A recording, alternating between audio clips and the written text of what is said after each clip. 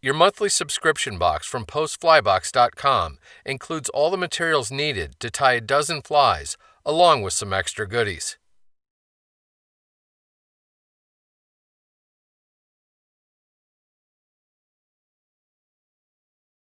This Squid Deceiver is an extremely versatile saltwater pattern. It gives the illusion of bulk, but sheds water well and is relatively easy to cast. Start by getting one of the heavy-duty 4/0 hooks firmly secured in the jaws of your tying vise. You can then load a bobbin with a spool of white uni thread.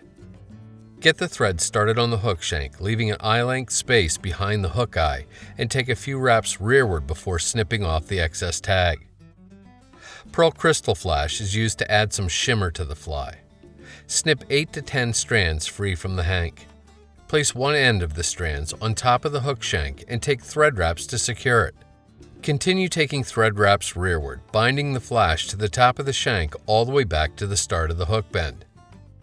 4 white saddle hackles are used to represent the squid's tentacles.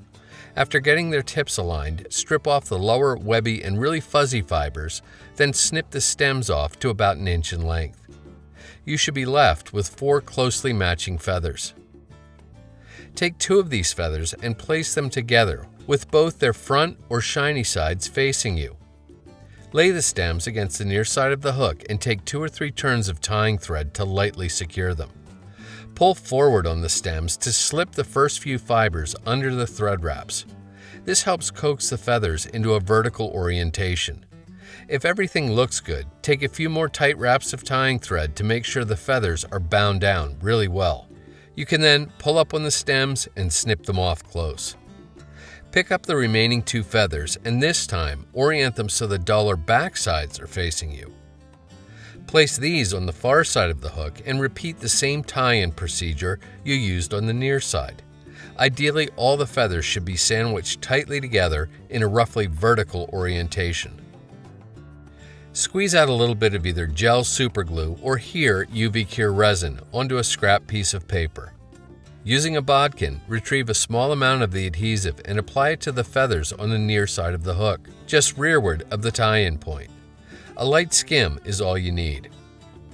Pick up the sheet of 3D eyes and carefully pull one of the eyes from it. Place the eyes flat backside onto the adhesive and work it into position like so. With UV cure resin, a good shot of UV light is needed to set and harden it. Go back to your scrap piece of paper and pick up another small amount of adhesive.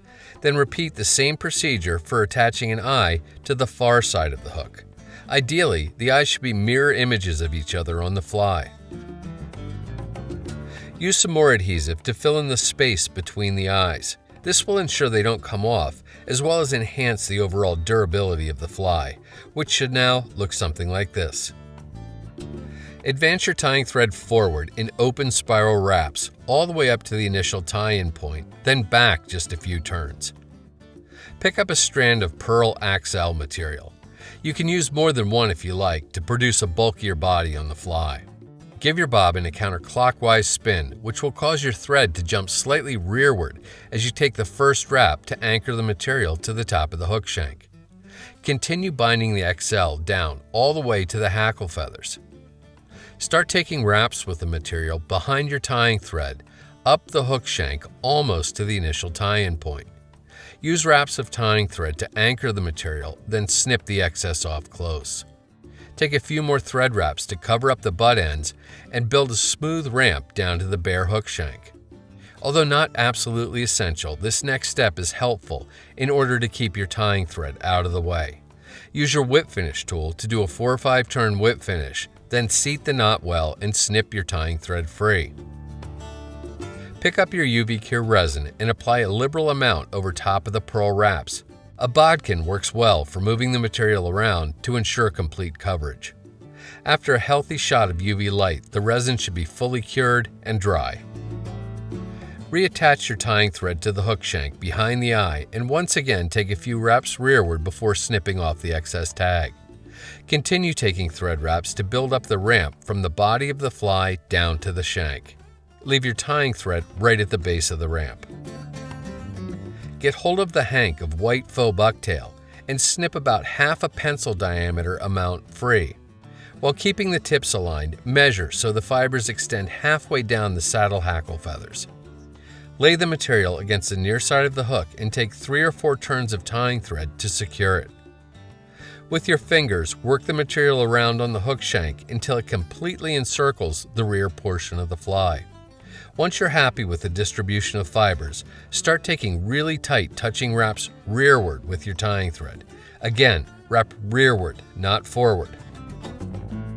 To kind of save your work up until this point and to ensure the slippery fibers won't pull free, apply an ample drop of UV cure resin to the back edge of the thread wraps, then work the resin in with a bodkin. Give the entire area a good shot of UV light. Once the resin's cured, you can complete the fly with confidence, knowing nothing's going to come undone. The next part's a little picky, but there's really no way around it. Begin lifting the butt ends of the faux bucktail and snipping them off as close as possible. Keep trimming the material until there's nothing sticking out and the hook eye is relatively clear. Take wraps of tying thread to smooth the head area, then do a 5 or 6 turn whip finish, seat the knot well, and snip your tying thread free.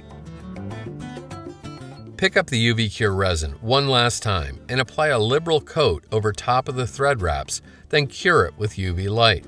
Avoid getting the resin in the hook eye. And that's the Squid Deceiver. Again, although it looks big, most of it is really just open space.